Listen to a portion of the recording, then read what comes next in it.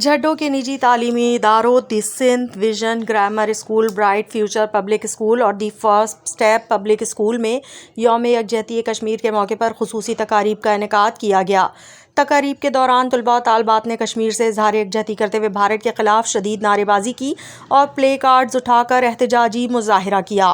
اس موقع پر طلباء و طالبات نے کشمیری عوام کے حق میں نعرے، تحریر شدہ بینرز اور پلے کارڈز اٹھا رکھے تھے، جن پر کشمیریوں سے یکجہتی اور مظلوم عوام کے حق میں مطالبات درج تھے۔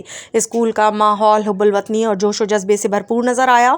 تقریب سے خطاب کرتے ہوئے اسکول کے پرنسپل رانا سیف السلام اور سیف الرحمان نے کہا کہ کشمیر ہماری شہرگ ہے اور کشمیری عوام کی جدوجہد آزادی قابل تحسین ہے۔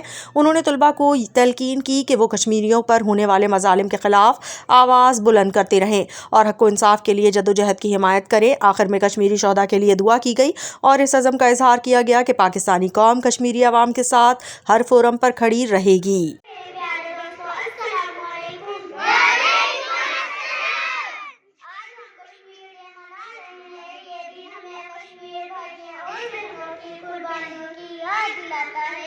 کشمیر کے